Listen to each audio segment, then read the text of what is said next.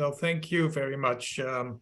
This is a great pleasure, and I appreciate the invitation from Javier Cordero and from Maribel and from Raul. Thank you very much.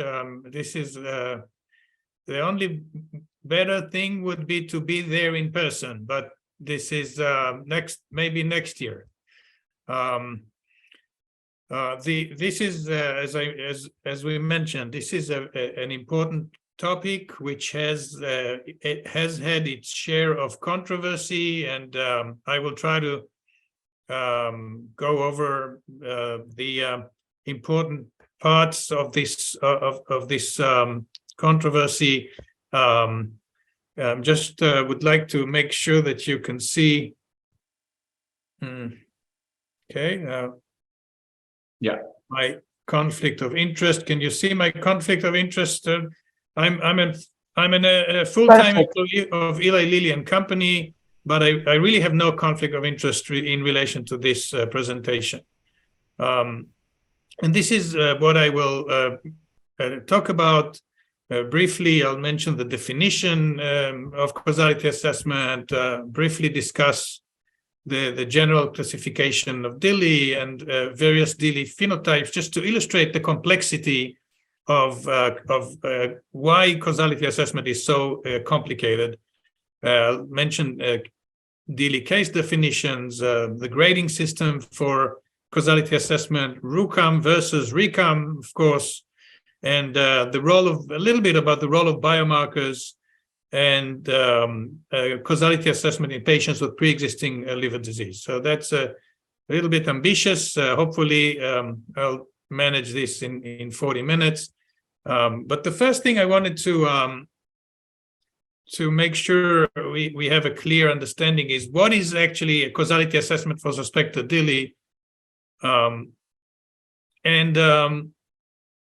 the DILI field, causality assessment means an evaluation of the likelihood that a particular drug is the cause of an observed liver injury or abnormal liver tests. And sometimes it could involve other substances such as herbal and dietary supplements and of course, illicit drug. And it is important to understand that in most cases, without a thorough causality assessment, a liver injury cannot be called DILI. And that's a very important principle here that is a major principle in drug-induced liver injury.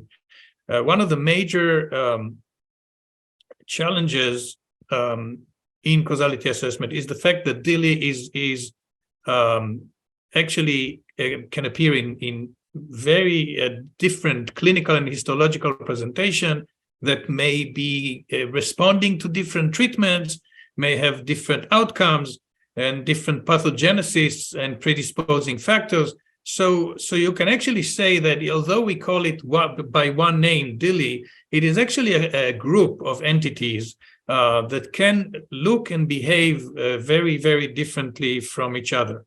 And that is part of the problem with causality assessment. I know that many of you will know the next slide, so I will not dwell on it. But this is just to illustrate. This is just to illustrate the variability and complexity of DILI. This is the current classification of DILI, and as you know, it is now divided, according to most people, to three groups: direct or intrinsic hepatotoxicity, idiosyncratic hepatotoxicity, and indirect hepatotoxicity. And what makes it complicated is that these categories are very different from each other as far as dose relatedness, latency, or time to onset, rate of occurrence, predictability, implicated drugs. So it's a very complicated group of entities, and each drug can actually cause a different presentation, which we also call phenotype. And this is just an example of a few of the phenotypes that we know about. and the drugs that are related to them. The one that is most of the concern and the most commonly encountered for us in drug development is the acute hepatitis resembling viral hepatitis. This is the one that we see most often, but all others are important. We see them, and we struggle with them, and unfortunately, in some cases, they are serious and they lead to a patient death. And interestingly enough, we are actually seeing as we go, we see new phenotypes that are emerging with development of novel therapies. Many of them the public doesn't know about because they're still in development and they're still not public information, but FDA sees a lot of them. This is a growing group of all types of presentations. All of them are drug-induced liver injury.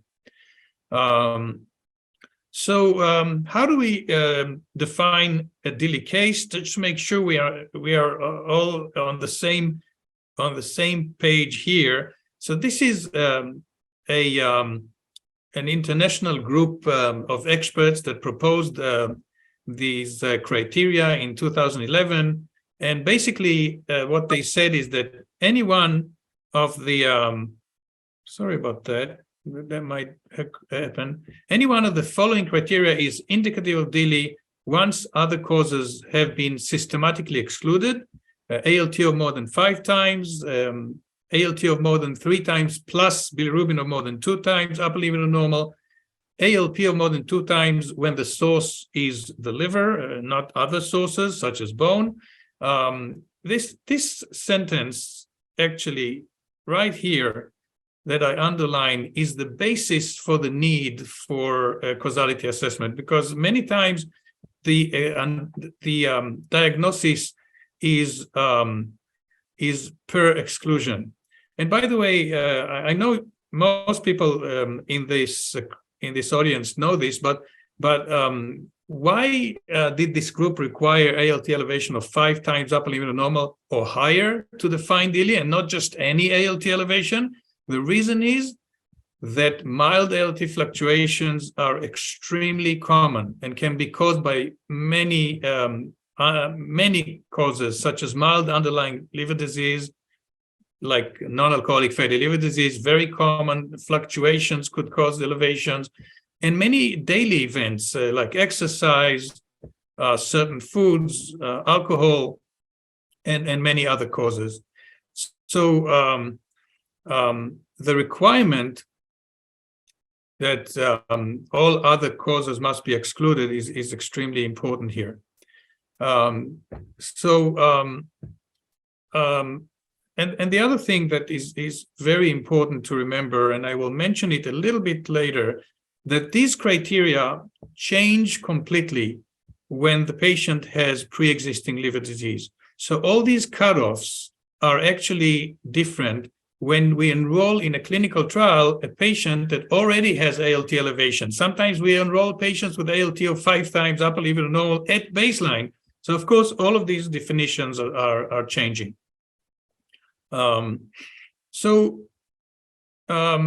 A little bit about the differential diagnosis of suspected DILI. It is important to understand here that there is a long list of diseases that could look exactly like DILI. This is a partial list of these diseases. And for example, active infection or reactivation of hepatitis A, B, C, and E could commonly lead to a syndrome that looks like drug-induced liver disease. They need to be ruled out. Gallstone disease is a very common cause of liver injury and often must be ruled out.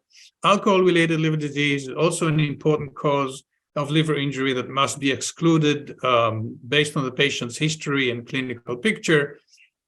And it is important to remember that many extrahepatic disorders, such as heart failure, a drop in blood pressure, sepsis, all of these can cause significant abnormalities in liver injury, and therefore they must be excluded to have a good causality assessment. And because there's so many potential, let me do this one by one. Because there's so many, maybe I will move this a little bit. Okay, because there are so many reasons that may lead to abnormal liver test, the causality assessment of suspected DILI usually must be performed by clinicians with expertise in adjudication of hepatic cases. Since in reality there is not enough hepatic experts that are available to adjudicate all those cases in clinical trials and post-marketing, a few scoring instruments have been proposed that attempt to use a predefined list of criteria that would allow a person who is not a hepatologist or DILI expert to conduct causality assessment. The most well-known of these scoring instruments is the Russell-Uclaf Causality Assessment Method, or RUCAM. Unfortunately, RUCAM has several limitations, especially when used during drug development. I will mention a few of them in the next few slides. And finally, because of these limitations, a new computerized scoring instrument has recently been proposed. This new scoring instrument is called RECAM, which stands for Revised Electronic Causality Assessment Method. Many people on this call were involved in this very, very big effort, which ended up with 2 publications. And we'll talk about this more in a minute. So in the next few slides, I will talk mostly about 3 different methods of causality assessment: expert opinion, RUCAM, and RECAM. And it is agreed by most authorities that the gold standard for causality assessment of suspected DILI is what we call expert opinion, which is an evaluation by experts in hepatology and DILI. This approach, although imperfect, has been used extensively by the US Drug Liver Injury Network, or DILIN, and has been used in Europe, in Spain, in the Americas, and a version of this classification is used by most pharmaceutical companies. This table shows a modified version of the DILIN classification, and as you can see, there are 4 main categories: probably related, possibly related, unlikely related, and indeterminate. And where indeterminate means there's insufficient data to render an opinion. Although this is not a mathematical system, far from it, it has a subjective part to it, a significant subjective part. DILIN added percent values to the different categories to make them more understandable.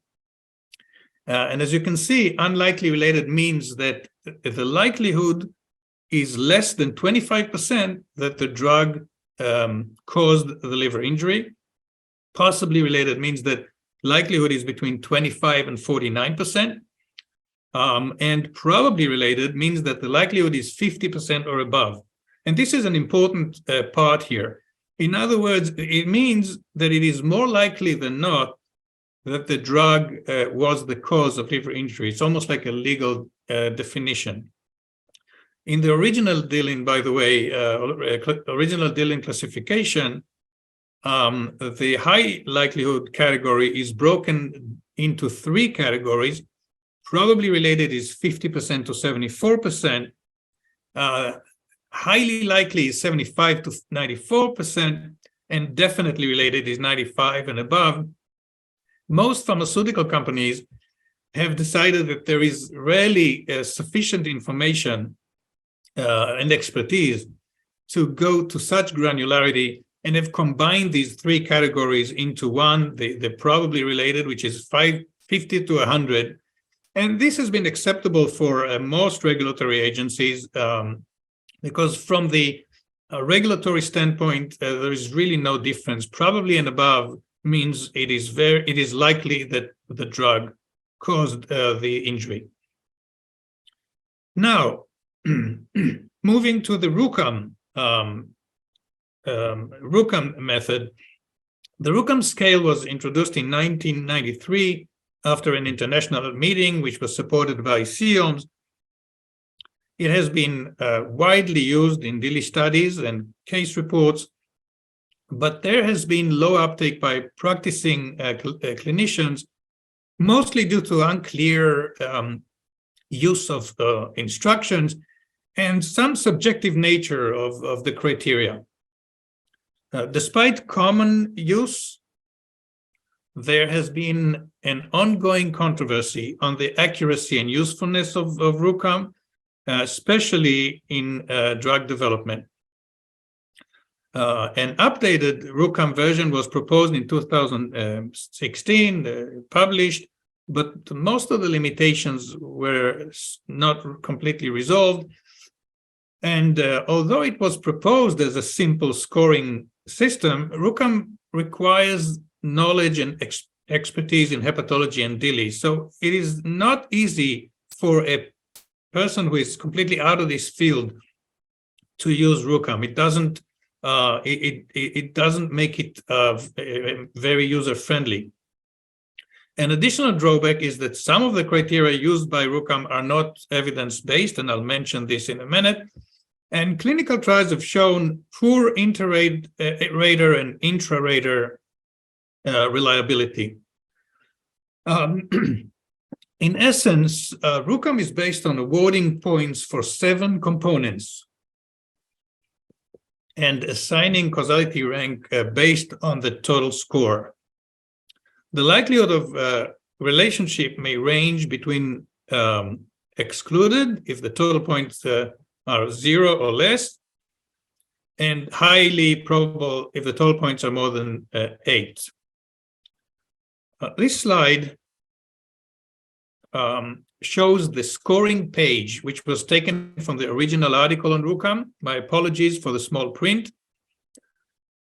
The 7 components include, as you can see, time to onset of the injury following the start of the drug. This is number 1. Number 2 is course of the reaction after the stopping of the drug. Number 3 is risk factors for DILI. Number 4 is use of concomitant medications with potential for liver injury. Number 5 is non-drug related causes, some of which, as I mentioned, viral hepatitis, heart failure, hypotension. Number 6 is information on the drug in question. How likely is this drug to cause DILI? And number 7 is response to readministration or rechallenge. This is the data collection sheet from the original publication on RUCAM. Again, my apologies for the small print, but I will walk you through this. As you can see, points may be added or subtracted based on the 7 criteria. So here are a few examples of issues that raised concern of some hepatologists and DILI experts. As I mentioned, RUCAM awards points for risk factors. For example, if the patient drinks alcohol, we add a point. Or if the patient is pregnant, we add a point. But there is actually no evidence that either alcohol or pregnancy are general risk factors for DILI. Another example is the use of drug rechallenge, as you can see in the bottom left, as part of the RUCAM causality assessment. If the rechallenge is positive, meaning the patient develops a recurrence of DILI after readministration of the drug, we add 3 points. And if rechallenge is negative, we subtract 2 points, which is a significant difference. The problem for us is that in drug development, we rarely expose patients to re-challenge, since the benefit rarely justifies the risk. So, and one last example, and I hope you can read this. If the patient is taking a concomitant medication at the time of the liver injury, RUCAM subtracts points based on whether or not the concomitant drug is known as hepatotoxin. But in reality, this is not a simple question, since very few drugs are known as hepatotoxins, and the decision requires expertise in hepatology and DILI. Because of these limitations of RUCAM, an international group of investigators and DILI experts has proposed an alternative causality assessment method, which was recently published in an excellent article in Hepatology. They call it the Revised Electronic Causality Assessment Method, or RECAM, which I mentioned. And I'm sure you are familiar with many of the authors on this list. Some of them are on this call. And the authors used patient data from the US DILI and from the Spanish DILI registry, very well adjudicated patients. They also used data from published literature and data from the NIH liver tox database.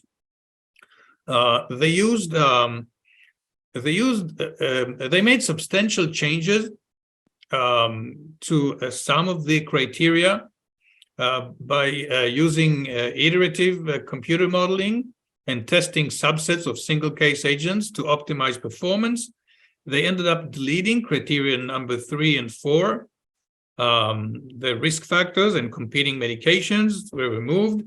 Criterion 6 was anchored to liver tox. So many significant changes were made to the RUCAM to address the issues that I mentioned. And the results after 94 well-adjudicated DILI cases were used to compare RECAM versus RUCAM. When comparing those two methods, the RECAM categories were found to have better agreement with expert opinion, as you can see on the right. In addition, RECAM was shown to have better sensitivity to detect low and high likelihood categories compared to RUCAM. The authors concluded that RECAM's increased objectivity and clarity improves precision, reliability, and standardization of DILI diagnosis. However, of course, further refinement and validation in other cohorts is needed. And this is something that I'm sure we'll be talking about in the future. I strongly recommend reading this excellent article.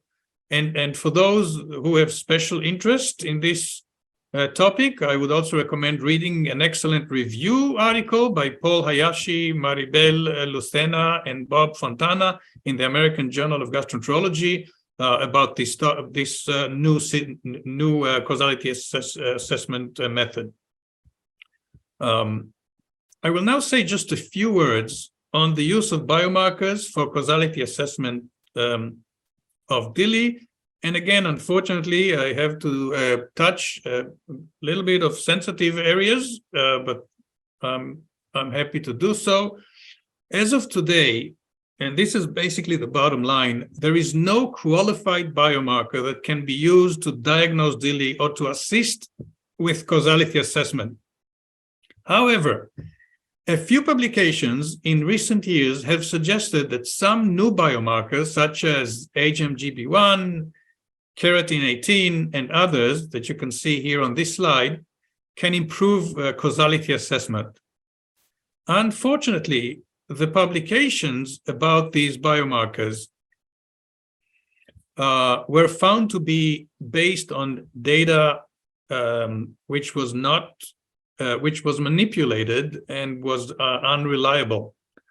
And this is something that unfortunately created some I would say led to some upset people in this field. Many of the articles related to these biomarkers were retracted. This is an example of an article on HMGB1 and keratin 18, which was retracted from the Journal of Hepatology. And as you can see at the bottom here, concerns were raised by one of the co-authors and the University of Liverpool regarding the reliability and replicability of the research. And this is a very sad development. This is, by the way, another article. There was rejected an article on HMGB1, which was one of the star biomarkers. And this one was retracted from the journal Molecular Medicine. And you can see again evidence of data manipulation from the University of Liverpool. So we're back to square one in biomarkers for causality assessment. And I think a lot of work still needs to be done. And one last comment about markers that can be used, the use of lymphocyte transformation test, which basically studies T cell sensitization to a drug, has been proposed as a potential addition to causality assessment in suspected DILI.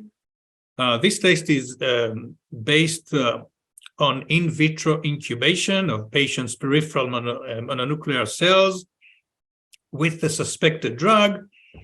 However, the utility of this test is still controversial and needs further confirmation. I brought just a few articles as examples on this slide.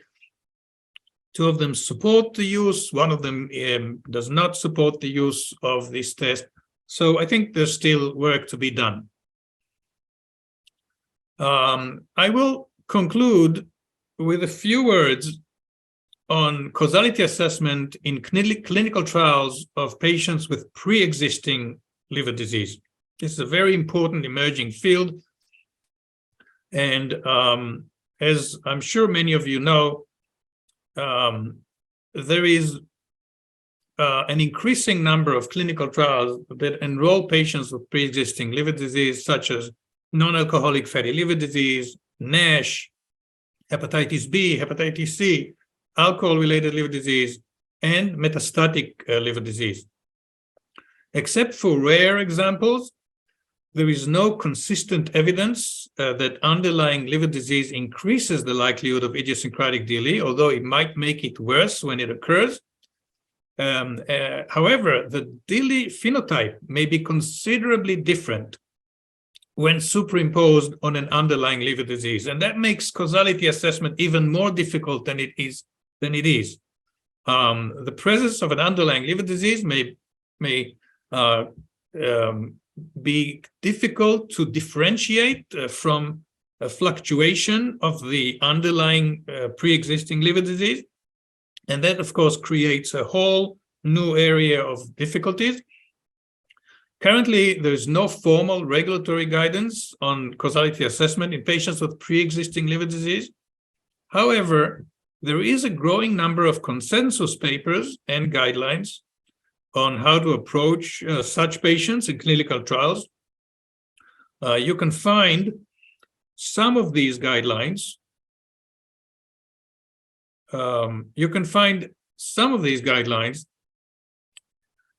In articles published by IQ-DILI, which is a consortium of 20 pharmaceutical companies. And in the summary of the CIOMS working group on DILI, both these groups worked on achieving consensus with DILI experts, from academia, pharmaceutical industry, and regulatory agencies. The CIOMS working group on DILI had actually representatives from 10 different regulatory agencies, so it is highly recommended for anyone who wants to take a look at some of the consensus recommendations. Both of these works touch on the issue of patients with pre-existing liver disease who now need to be adjudicated for a possible DILI and have a causality assessment. Really highly recommended, and you have the link here on this slide, and on the slide before you have the link to the IQ DILI publications. I will stop here, and I'm happy to take any questions. Okay, thank you for this excellent talk, Arie. Do you have any comments among the audience? Raul, go ahead, please. I have not. You have not. He's mute. Carlo, could you activate the microphone? Yes, now we can hear you, Maribel. We can hear you. Thank you. No, thank you, Arie. Excellent presentation, as always, very clear, easy to follow. No, Maribel, you can switch on your microphone. Sorry. Thank you. I have a comment with regard to the expert opinion for adjudication committees, because to me is somehow ambiguous, because, for example, the category possible is clearly state that that it will be a more likely cause. So if there is a more likely cause, the adjudication should be likely. So in some way, to me, this is ambiguous. It's difficult to differentiate possible category from unlikely. I don't know. What do you think about that? This is first comment. And I have another question for you. Is, for example, these new drugs, for example, monoclonal antibodies, or even more for the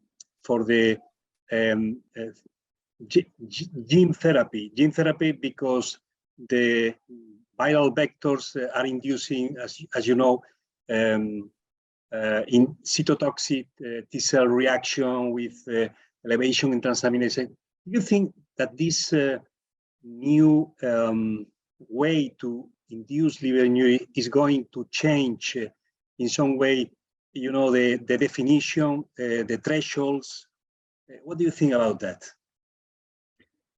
Yeah, well, both excellent questions, Raul. I have to say, I completely agree that whenever you give an adjudication to people, they're people, and they are subjective.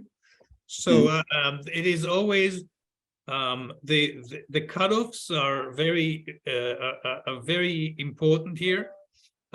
One way we use, at least in my company, and we basically follow the original DILI approach. We do causality assessment by 3 individuals that do not see if the patient. So they don't see the drug assignment. They don't know if the patient was on the drug or on the placebo, and they don't see each other. And this is all documented. And then, like the DILI approach, they are allowed to communicate and to see if there is a disagreement and to try to figure out what the reason for the disagreement is. And this is documented. And this is all, by the way, auditable. FDA can come back 10 years later and say, you guys were not honest. So we find that this works extremely well, but I completely agree. We still see situations where individual cases are influenced by subjective considerations and not always accurate.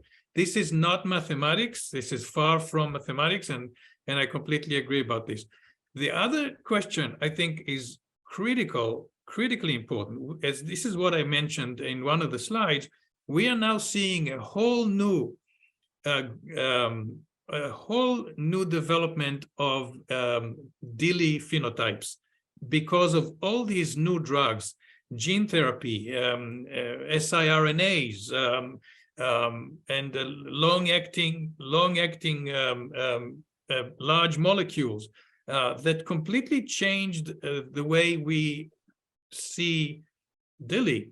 And I think that has to dramatically affect causality assessment, which I think is behind what you guys you were doing in this method. The method is adjustable, so you can adjust it based on what we know on those new medications. By the way, I just had I was in conference with FDA people, Mark Avigan, and whatever I know, and I think there's a lot of emerging things, it sounds like he is seeing much more. So the world of DILI is changing.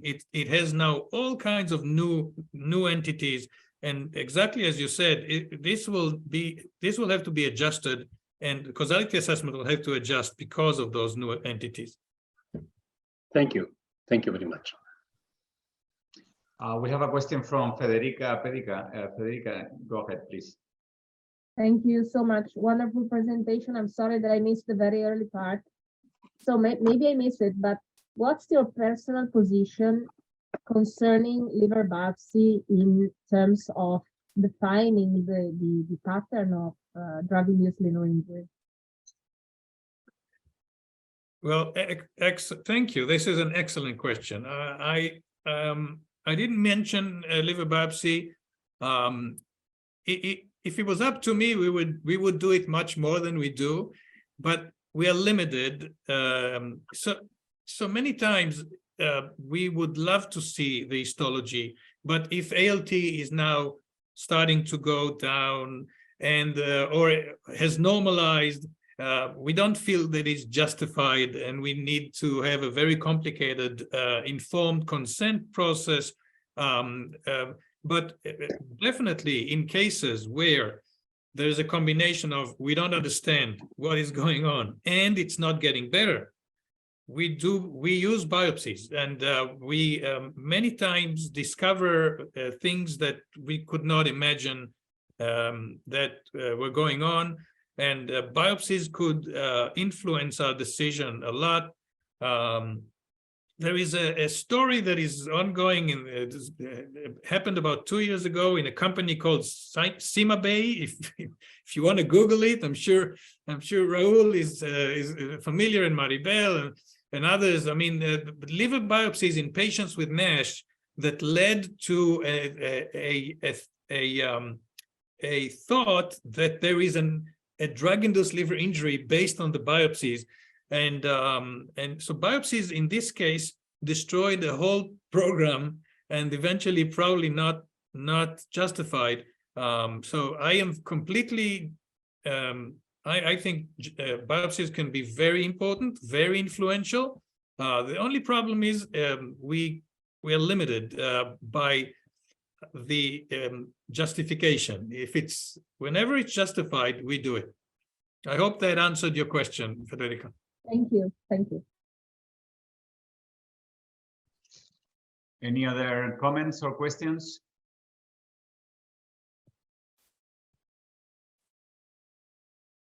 No more questions. I'm happy to hear. Not that I want to create a controversy, but I'm happy to hear there are no questions about the RUCOM versus RECOM.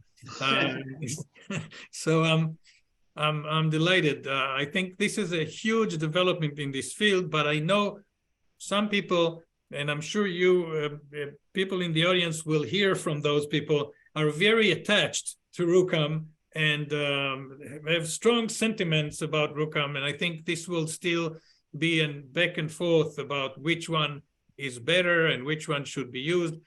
Personally, I think the RECOM, the computerized method, is the way of the future. And this is what we need to do, especially with all the changes all the new emerging phenotypes and the new emerging therapies, even things like CAR T, and I mean, we are in a new world, and Yes. we have to adjust to it. I think, unfortunately, RUCAM was good for its time, but I think we are moving in the right direction. Yeah, thank you so much. It has been very comprehensive review, and thank you for highlighting those papers. And you have made very strong points as to remind everybody the importance of excluding other potential causes of liver acute hepatitis or acute liver injury, but because the list of potential exclusion causes is infinitive, you know. So indeed, you need to have experts and hepatologists in those adjudication committee in order to really focus and frame the problem. And sometimes it's still very difficult because we run an adjudication committee. We have a meeting every month on the Pro-Euro DILI registry. Sometimes cases are complicated. In this regard, I wanted to know your experience. And as you said, RECAM is an ongoing work. It's not finished.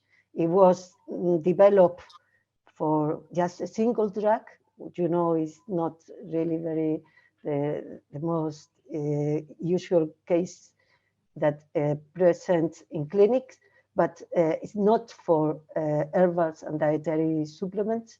But I think it has been a great effort to remove the subjectivity as much as possible and to create an online system for causality, which of course it will have to be improved. And for example, for those drugs that have an autoimmune-like phenotype, that those are drugs that now the new biologicals that you are developing are drugs that may cause this type of immune, they may present with autoimmune features. So what do you think during the development program of a drug when this happens? What's the problem? And also what happens with genetic gene therapy? Because gene therapy is like introducing a virus, what you are doing. So then you are producing acute hepatitis, indeed. No? So I would like to if you could develop further those ideas, because you are an expert in that. Yeah, no, I think all very good points. First, I do agree with you about the RUCAM and about the RECAM. It is a work in progress, but it is a wonderful beginning. Thank you so much for being a part of it. I think it was, and Raul, I think the collaboration here is wonderful, yeah. And I think it gives it more reliability and strength, and this is the way to go. I don't think there's a way back, but definitely it can develop further. About new drugs, a few of the comments that you made, we have, and you know, drug companies are limited with what they can say, but we have a lot of programs of drugs that are immune modulating for various indications. And the question of, is it a patient with pre-existing autoimmune hepatitis, or is this the drug causing what we now call drug-induced autoimmune-like hepatitis, which I think is the name we chose, and I think it's a good name. This question comes up more than people think, and it's a big it's a big issue whether if the patient had an underlying autoimmune hepatitis, it's completely different from a patient that we just caused by the drug and an autoimmune hepatitis. So this is a complicated issue.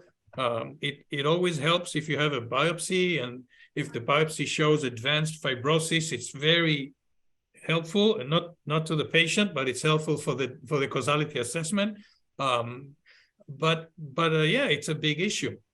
And with the more advanced therapies, this is becoming more and more complicated. Many of those therapies can cause immune response by the body that is then creating a DILI-like picture. If you look at recent publications on CAR-T with the cytokine release syndrome can look exactly like severe DILI. And how do we differentiate? This is again a work in progress that we struggle with. We struggle with every day. Luckily, we have this group that you also participated, Raul and you, the IQ DILI, which is 20 pharmaceutical companies that decided to forget the competition and to accumulate the information and to try to understand what is going on. And I think because of that, by the way, I think the switch to RECOM is so important, because then we can adjust to those specific issues, like immune-mediated issues from new drugs, or gene therapy, or drugs that are penetrating the liver using a special receptor, the GalNAc receptor, and introduced an siRNA into the hepatic cell. All of these are new things that are fascinating, that we see on a regular basis. And do you think will be possible sharing data on the long run? I think so. I think this is where we're going. It's not easy. Drug companies are very protective, especially when the data is about patients who had liver injury due to their drug. But we are on the track, on the way to doing it. There is a lot of legal steps that we are going through, where companies agree to share data, but be anonymized and be very safe that they won't come back to them. But I think this is the future. It's like RECOM. Data sharing is the future. Yes, totally agree. Totally agree. And congratulations for this big consortium that you have set up, the IQ Innovative Quality Initiative on Drug-Induced Liver Injury, because it's for sure the only way to move forward and to advance knowledge is through putting together, sharing data, sharing information. And I think that these new drugs are like models, human models for hepatotoxicity. Sometimes they are so, I think they target the pathway or the receptors that need to be touched upon in order to provoke DILI. Well, thank you so much, Arie. Thank you. My pleasure. Thank you. Okay, thank you very much, Arie, again, once more, because this was very, very illustrative. Now I know the difference between RUCOM and RECOM and what is the future. and before I didn't know this. So this, I think we were missing an industry, a talk from someone from the industry with so much knowledge, no, and showing us the future, no. So, well, just to let you know that the last conference of the Young Investigator Seminars will be the April the 12th. And we will have, as we mentioned before, Lily Dara. She's the president of the SIAG hepatotoxicity group in United States, in the ESLD. And this will be at 5 p.m. Time here in Europe, in Central Europe. because she will give the talk from California, so she needs to bring the children school first, and then right after she will be with us. So thank you once again for attending this seminar. We had a lot of participants today as well, which is very, very nice, and hope to see you in April. Thank you very much. Hope to see you Thank all you. in April. Actually, in April your and in June. contribution. In June, Yes, June. yes, in June as well, yeah. Yes. Thank you. everyone. Thank you Thank so you, much. Arie. Thank you. you. Fantastic Bye-bye, conference. dear Maribel. Bye bye, Massimo.